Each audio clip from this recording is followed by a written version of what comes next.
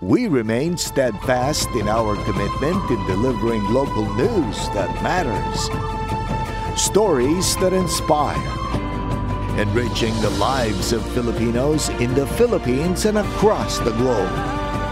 This is your GMA Regional TV. Buong puso para sa Pilipino. Narito na ang mga pinakamalalaking balita ngayong Martes. Bilang ng mga kumpirmadong kaso ng pertasi sa Calabarzon, umabot na sa 81. 4 na bahay sa Taal, Batangas, tinupok ng apoy. Problema sa electrical wiring, isa sa tinitingnang sanhi ng sunog ayon sa BFP. Ilang alagang manok sa San Jose, Batangas na tinaguri ang Egg Basket of the Philippines nangamatay dahil sa mainit na panahon. Batangas City Integrated High School nagpapatupad na ng blended learning dahil sa mainit na panahon. Presyo ng ilang commercial rice sa Lipa City Public Market bumaba ng 2 piso kada kilo. At K-pop star Nancy McDonnie certified kapuso na.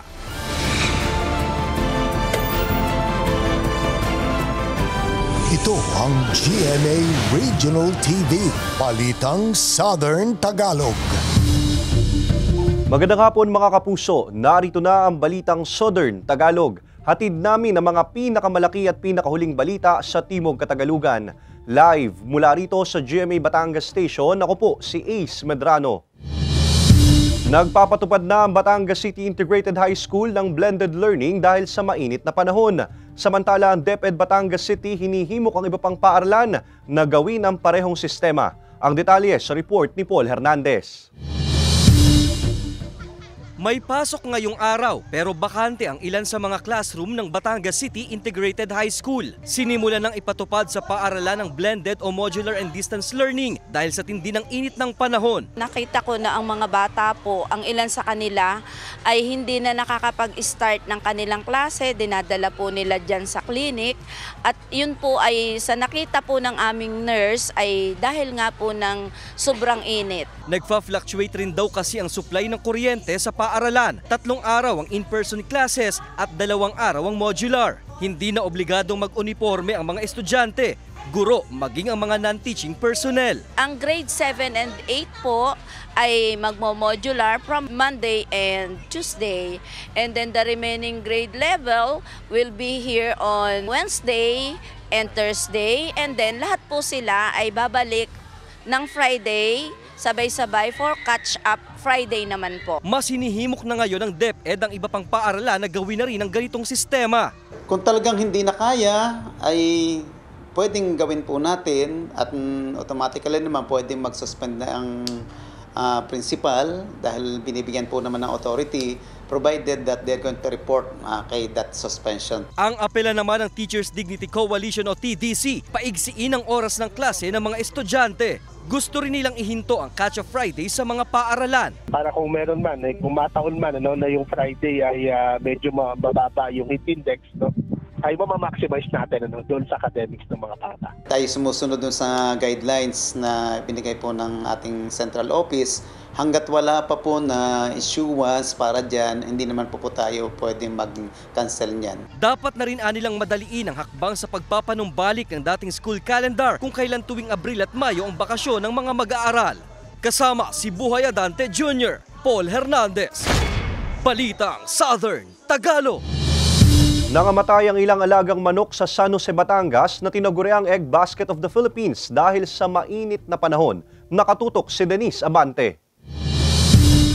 3 beses sa isang araw kung painumin ng supplement at electrolytes ang mga paitluging manok na ito sa poultry farm ni Michael sa San Jose, Batangas. Sa mahigit 10 taon niya raw kasi sa poultry farm business, ngayon lang siya nakaranas ng maramihang pagkamatay ng mga alagang manok.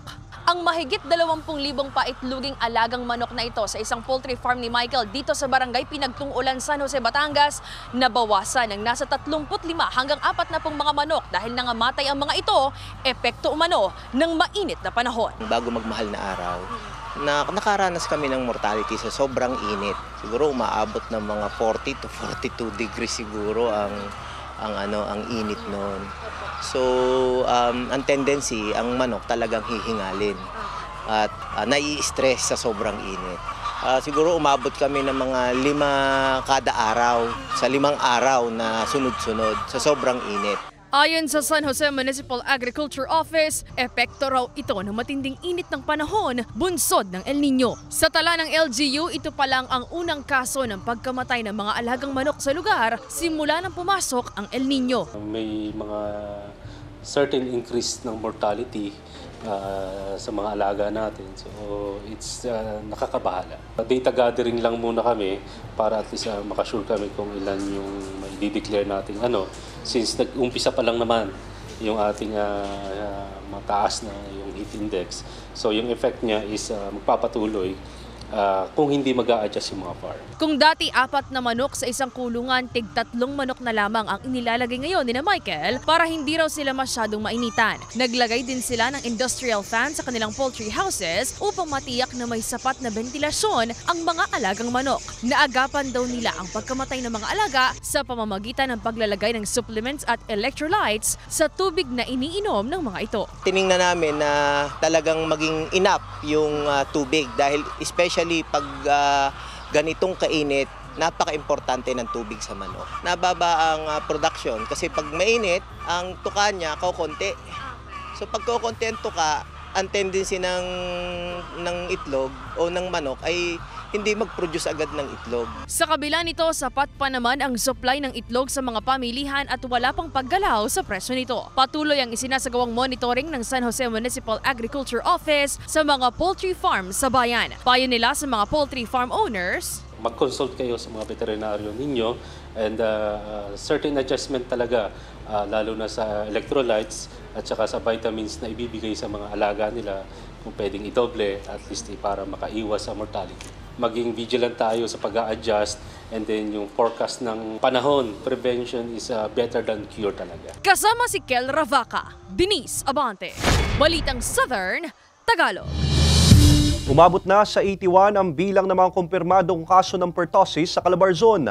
Para sa detalye, makakasama natin live si Paul Hernandez. Paul?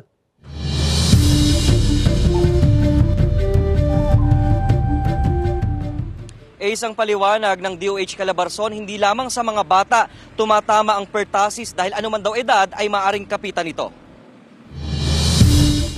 Naka-face mask na pumapasok sa klase ang 20 years old na si Chami kahit hindi naman daw obligadong magsuot nito. Pag-iingat daw sa sakit dahil uso ang pertussis o whooping cough. Para lang po safe sa mga sakit po. Bagamat kadalasang tinatamaan ng pertussis ay mga bata, mahirap na raw malusutan. Lalo't sabi ng Department of Health o DOH Calabarzon, wala raw itong pinipiling edad. Kahit yung matatanda, pwede po, no? So kailangan po talagang more on sa preventive measures tayo. May naitala ng suspected cases ng pertussis sa Batangas City. Pinakukumpleto ng City Health Office ang bakuna sa mga bata. Mas pinaigting ang abiso ng voluntaryong pagsusuot ng face mask sa Balayan, Batangas sa bisa ng Executive Order No. 16 Series of 2024. Pina-isolate ang mga batang mag-aaral sakaling makitaan ng sintomas ng pertussis gaya ng ubo, sipon, lagnat at hirap sa paghinga. Sa pinakahuling datos ng DOH Calabarzon, umakyat na sa 81 ang kaso ng positibo sa pertussis mula January 1 hanggang March 30. 6 sa mga ito ang nasawi. Pinakamaraming kaso sa lalawigan ng Cavite na nagdeklara na ng outbreak. Nung nag-declare po sila agad-agad na dalan po namin sila ng 1,000 vials or 1,000 doses of vaccines po for pertussis. Yung line of communication po namin is open and constant naman po. Ang payo ng mga otoridad, panatilihin ang kalinisan sa katawan, maghugas ng kamay, mag-face mask at lumayo sa maraming tao kung may sintomas para maiwasan ang hawaan. Ayon pa sa kagawaran, hindi dapat magpanik ang publiko. Treatable daw ito basta't sundin lamang yung mga preventive measures na paalala nila. Ace. Maraming salamat, Paul Hernandez. Bumaba ng 2 piso kada kilo ang presyo ng ilang commercial rice sa Lipas City Public Market. Alamin yan sa report ni Denise Abante. Mas lalo pa raw naging matumal ang bentahan ng bigas para sa rice retailer na si Edna sa kabila ng pagbaba sa presyo nito ng 2 pesos kada kilo. Marami na rin daw kasi siyang kakompetensya sa loob at labas ng pamilihan kaya hindi niya ramdam ang sigla ng bentahan. Humina ang bentahan. Talagang napakahina kasi maraming dumating na mga imported, tapos ang daming nagbebenta ng bigas na dumidirekta sa mga rice mill, tapos nagtitinda sa mga bukid-bukid. Kaya apektado ang palengke. Ang dating 60 to 62 pesos na well-milled rice, naglalaro na lang ngayon sa 58 pesos to 59 pesos kada kilo. Ayon sa Samahang Industriya ng Agrikultura o SINAG, bumaba ang delivery rate at farm gate price ng palay, dahilan para bumaba ang presyo ng bigas sa merkado. Isabay pa ang pagdami ng supply ng palay. Harvest nasa 23 pesos. So yung dry nasa 25 pesos. Yung deliver sa miller nasa 28 pesos. So yung presyo ng palay medyo bumaba. So expected yung bigas bumaba rin yung presyo. Malaking bagay naman para sa mamimiling sina Madel at Alvin ang pagbaba sa presyo ng bigas. Kung dati raw kasi per kilo lamang ang nabibili nila, ngayon kaya na nilang bumili ng isang sako nito o katumbas ng 25 kilos. Naging okay kasi bumaba pa nga siya. Kaysa dati na syempre sa panahon ngayon na lahat gastos, problema, dumarating sa buhay, pero ngayon medyo magaan na. Sana naman mas bumaba pa nga. Iba-iba naman. Yung ginagawa mo 5 kilo, pag may pira nakakabili ng kuwan. Dapat bumaba pa para makabili ng maraming bigas. Pero ayon sa SINAG, hindi pa tiyak kung hanggang kailan magiging mababa ang presyo ng bigas. Medyo short tayo ngayon. Yung pang ibang harvest, medyo mas mababa ang harvest natin compared dun sa same month last year. Pero mas maraming area, so baka almost the same din ang output ng harvest natin. Medyo bumababa yung tonnage. So apektado tayo sa El Nino. Kasama si Kel Ravaca, Denise Abante, Balitang Southern Tagalog. Tinupok ng apoy ang 4 na bahay sa Taal, Batangas. Ang detalye sa report ni Paul Hernandez. Sa katirikan ng araw, binulabog ng maitim at makapal na usok ang mga residente ng Barangay Butong, Taal, Batangas. Nasusunog na pala ang 4 na bahay sa lugar na sumiklab pasado alas 12 ng tanghali kahapon. 3 sa 4 na bahay na natupok, gawa sa light materials. Magkakadikit lang daw ang mga bahay na nasunog kung saan 4 na pamilya ang apektado. Sabi nandun sa factor yung season natin yan. Gawa ng summer season, mababa yung humidity. Kaya yung mga bagay-bagay, madaling mag-liab siya. Inaalam pa ang tunay na pinagmula ng sunog na umabot sa ikalawang alarma. Pero isa sa dahilang sinisilip ng Taal BFP ang faulty electrical wiring. Pasado alauna ng hapon ang magdeklara ng fire out. Kung electrical, ang first talagang magbabagsakan yan sa iyong bubong. Gawa ng doon nakakabit yung linya ng sa wirings ng bahay. Nakakabit doon sa kahoy. Kaya kung sakali mag-siklab man yan, dire-diretso yun, sir. Wala namang naiulat na nasugatan o nasawi sa insidente. Mahigit 80,000 pesos ang estimated damage sa sunog. Nagpapatuloy pa ang investigasyon. Paul Hernandez, Balitang Southern Tagalog. Mga kapuso, bukas, Miyerkules, April 3, mawawalan ng supply ng kuryente ang ilang barangay sa lungsod ng Tanawan, lungsod ng Lipa, bayan ng Mataas na Kahoy at San Jose, Batangas. Bunsod ng pagtatayo ng mga intermediate pole, modification ng design at installation ng transformer, kalinsabay ang pagpapalit ng mga insulators at row clearing ng mga linya. Samantala sa San Juan, Batangas, magkakaroon ng manual load dropping o rotational brownout sa ilang barangay bukas din po sa pagitan ng alas 9 ng umaga hanggang alas 5 ng hapon. Bunsod ng kakulangan sa supply ng kuryente at upang maiwasan ng malawakang brownout tuwing peak hours.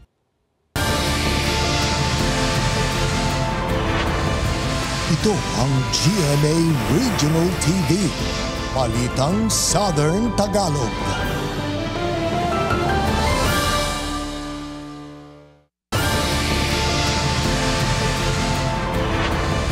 Ito ang GMA Regional TV, Balitang Southern Tagalog. Patay ang isang lalaking hahainan sana ng search warrant matapos umanong makipagbarilan sa mga pulis sa Nasugbu, Batangas. Tutukan yan sa report ni Denise Abante. Hahainan lang sana ng search warrant dahil sa paglabag sa Republic Act 10591 o illegal possession of firearms and ammunition ang 55 anyos na lalaking residente ng Barangay Bundukan, Nasugbu, Batangas alas 4 ng hapon ng linggo nang mauwi ito sa palitan ng putok ng baril. Ayon sa pulisya, naunang nagpaputok ng baril ang suspect nang malamang may ilang miyembro ng pulis sa labas ng kanyang bahay. Nagpakilala umano sa suspect ang pulisya ngunit sunod-sunod daw na putok ng baril ang isinalubong nito sa kanila. Sumigaw po kami na kami po ay mga pulis from Batangas and meron po kaming search warrant. Again po, ang kanya pong iginanti sa amin ay sunod-sunod na putok which prompted us to defend ourselves also from his continued aggression. 4 na tama ng bala ng baril mula sa pulisya ang tinamo ng suspect na naisugod pa sa ospital ngunit idineklarang dead on arrival ng doktor. Arestado rin ang 2 pang lalaki na umano'y nagtangkaring paputukan ng baril ang pulisya. Seemingly, ito pong 2 tao ito ay mga security ng ating subject ng search warrant. Nung sila po ay in-approach ng ating operating troop, sila po ay may mga dalang baril which gave the reason para sa ating mga officers to effect the arrest. Sa ngayon, nasa kustodiya na ng Nasugbu Police Station ang 2 pang naarestong mga lalaki. Ilang kalibre ng baril, isang sachet ng hinihinalang shabu, 2 improvised tutor at hindi bababa sa 40 mga bala ng iba't ibang kalibre ng baril. Sinisikap pang mahinga ng pahayag ng GMA Regional TV, Balitang Southern Tagalog, ang pamilya ng suspect at ang 2 pang lalaking naaresto. Tanging paalala ko po sa ating mga kababayan ay makipag-cooperate po sa ating mga kapulisan at kung sila po ay may nakikita mga ganitong mga illegal na posibleng gamitin sa mas violenteng mga aktibidades, inform po ang ating kapulisan para mabigyan po natin ng agarang aksyon. Denise Abante, Balitang Southern Tagalog. Hati ang reaksyon ng ilang jeepney at tricycle drivers sa Lipa City sa ipinatupad na dagdag bawas sa presyo ng mga produktong petrolyo. Nagbabalik sa report si Denise Abante. Dismayado ang ilang mga tsuper sa panibagong dagdag bawas sa presyo ng produktong petrolyo na sumalubong sa kanila ngayong linggo. Sa pagtataya ng Department of Energy, 60 centavos ang dagdag presyo sa kada litro ng gasolina, habang 70 centavos naman ang ibinaba sa presyo ng diesel. Bagay na hindi man lang daw naramdaman ng tricycle driver na si Kevin. Halos hindi naman ramdam kung yung pagbaba niya. Dahil wala, kaunti lang din naman. Bababa tapos ay tataas doble halos. Kaya hindi masyadong ramdam. Halos walang abutin Ayon sa Department of Energy, ang pagtaas at pagbaba sa presyo ng langis ay dahil pa rin sa nagpapatuloy na kaguluhan sa Middle East at pagbaba naman sa supply at demand sa langis ng mga malalaking bansa. Bagay na nauunawaan naman daw ng jeepney driver na si Mang Romeo. Naisa na raw nila ang big time na rollback pero may mas malaking bagay pa silang hinaing sa pamahalaan. Hindi naman tayo nasusunod dahil sasabihin lang ng mga yan na yung world market o pandaigdigang pamilihan, yun ang nasusunod. Ang alam kong tama na ibalik sa amin ng gobyerno, ayun ang mga ayuda. Dahil napakalaki naman ang buwis na binabayaran namin diyan Hindi namin nararamdaman yon dahil pagtataas, 1.70, 1.50, pag bumaba naman 35 centavos, 40 centavos. Ayon sa DOE, hindi pa tiyak ang pagbaba ng langis sa susunod na linggo, kaya payo nila sa publiko magtipid sa konsumo ng langis. Kasama si Kel Ravaca, Denise Abante, Balitang Southern Tagalog. Pumarada sakay ng mga pinalamutiang kariton na hila-hila ng mga alagang kalabaw ang ilang magsasaka sa Caritones Parade Competition na bahagi ng kanilang ilog, halaman at ani ng gulay o Ihanilay Festival 2024 sa Barangay San Vicente sa San Pablo City sa Laguna. Mula ang mga magsasaka sa 7 purok ng barangay. Ibinida ang mga kariton na pinalibutan ng iba't ibang gulay, prutas at recycled materials. Layo ng Caritones Parade Competition na makilala ang sipag at determinasyon ng mga magsasaka sa kanilang hanap buhay. Tatanggap naman ng cash prize ang mga mananalo sa kompetisyon. Ipinagdiriwang ang Ihanilay Festival sa nasabing barangay bilang paggunita sa kapistahan ng kanilang patrong si San Vicente Ferrer. Sa pamamagitan nito, binibigyan natin ng importansya ang talino at talento ng bawat isa, kasabay ng pagpapasalamat natin sa ating patrong si San Vicente Ferrer.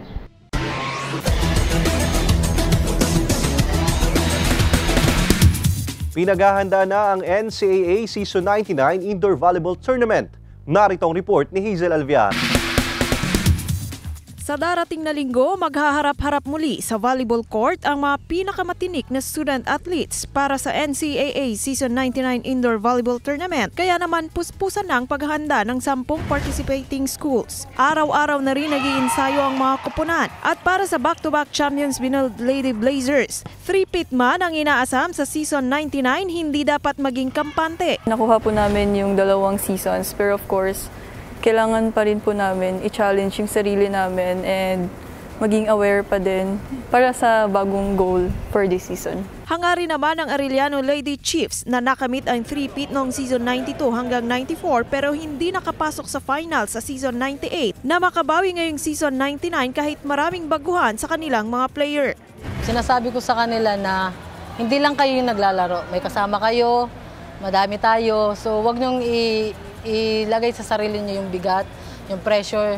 Lagi niyo iisipin na team tayo, hindi lang kayo mag-isa. Ready na ang Lady Blazers at Lady Chiefs para sa Season 99 Indoor Volleyball Tournament. Ilang tulog na lang, bakbakan na sa volleyball court. Abangan ang NCAA Season 99 Indoor Volleyball Tournament sa darating na linggo, April 7, live sa GTV, alas 12 ng tanghali.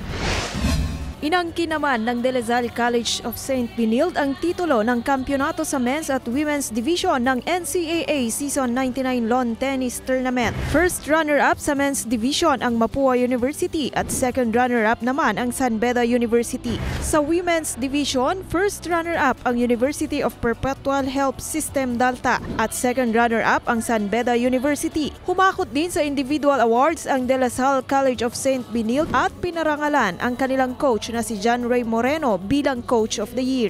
Hazel Alvior, Balitang Southern Tagalog.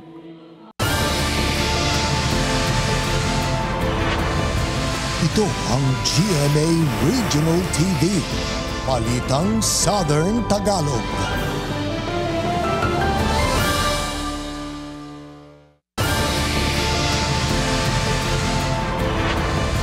Ito ang GMA Regional TV, Balitang Southern Tagalog. Sugatan ng 31 anyos na rider sa salpukan ng motorsiklo at tricycle sa San Juan, Batangas. Ang detalye sa report ni Denise Abante. Sugat sa iba't ibang bahagi ng katawan ang tinamo ng 31 anyos na rider matapos bumangga ang minamanehong motorsiklo sa tricycle na nasa unahan nito habang binabagtas ang kahabaan ng Barangay Maraykit, San Juan, Batangas. Sa investigasyon ng pulisya, nagbaba ng pasahero sa gilid ng kalsada ang tricycle at mag-u-turn na sana pabalik sa bayan nang biglang sumalpok ang kasunod nitong motorsiklo dahilan para matumba ang rider at sasakyan nito. Pag-u-turn niyang ganyan, itong motor na approaching sa kanyang likuran ay hindi na kinaya ng preno kaya umabot siya dun sa tricycle. So pag-iwas po ng driver ng motor, sumabit siya doon sa crossguard ng tricycle. Kaya nangyari, sa pag-iwas niya, na-outbalance siya, sumabit po yung manubela ng motor doon sa tricycle, kaya natumba. Agad na isinugod sa ospital ang rider na kasalukuyan pang nagpapagaling. Hindi na nagsampa pa ng reklamo ang magkabilang partido at napagdesisyonan na lang daw na magkasundo ayon sa pulisya. Tumanggi nang magbigay ng pahayag ang rider ng motorsiklo habang sinisikap pang makapanayam ng news team ang tricycle driver para sa kanyang pahayag. Paulit-ulit na abiso ng pulisya ang pag-iingat sa pagmamaneho. Sa ating mga driver ng tricycle, huwag po tayo basta-basta mag-U-turn kung hindi po cleared ang ating paglilikuhan. Titiyakin natin na magiging cleared yung pagliko natin na sa ganun hindi po tayo magkaroon ng aksidente. At syempre doon naman po sa mga driver ng motor na approaching dito sa mga mag-U-turn, dahan-dahan po tayo ng takbo para makapaghanda tayo na makaiwas po tayo sa aksidente. Denise Abante, Balitang Southern Tagalog.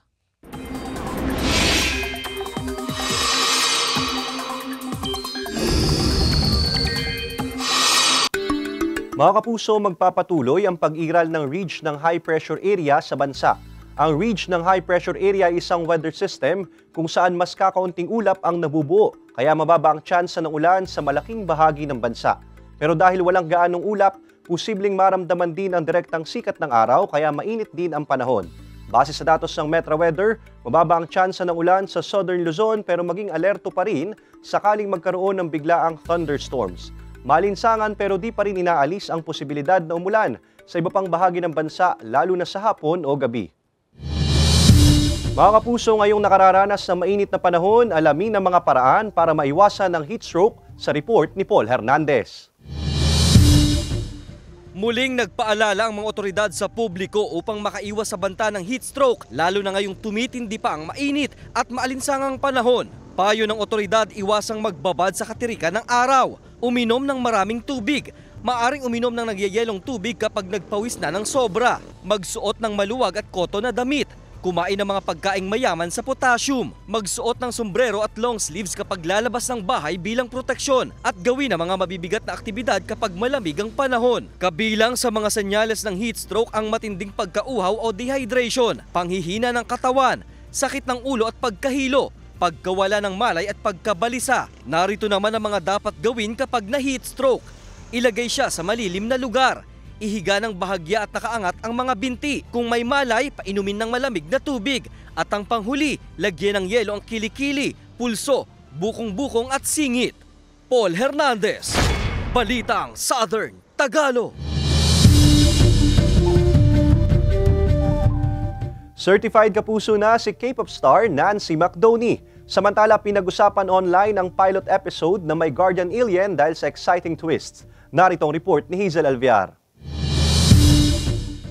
Sa teaser pa lang ng GMA Sparkle Artist Center, ilang K-pop fans na ang nakahula sa kung sino ang pinakabagong miyembro ng Sparkle family. Certified kapuso na ang dating miyembro ng K-pop girl group na Momoland na si Nancy McDoney matapos itong pumirma ng kontrata sa Sparkle. Sa Korea pa rin nakabase si Nancy pero lahat ng engagements niya gaya ng endorsement, TV shows at movies sa Pilipinas ay pangungunahan ng Sparkle. Isa sa magiging unang appearance niya bilang kapuso ay sa second season ng Running Man Philippines na magsisimula na sa May 11 at 12. Touchdown na sa GMA Prime ang extraordinary kapuso series na may guardian alien. Pilot pa lang, hook na agad ang netizens. Awa mo na. Hindi na ako. Kuya Minggoy. Mami! Mami! From happy moments, nabalot ng lungkot ang buhay ng pamilya Soriano. Nabaril ang karakter ni Marian Rivera na si Catherine. Bilib ang netizens sa acting ng cast kabilang ang kapuso primetime queen. All praises din ang mga manonood sa napakagandang cinematography sa serye. Dahil dyan, trending ang Marian Rivera sa X. Pati na ang hashtags na MGA World Premiere at My Guardian Alien. Sa Instagram, nireshare ni Marian ang isang thank you post sa mga ka-alien na sumubaybay sa World Premiere. Hazel Alviar, Balitang Southern Tagalog.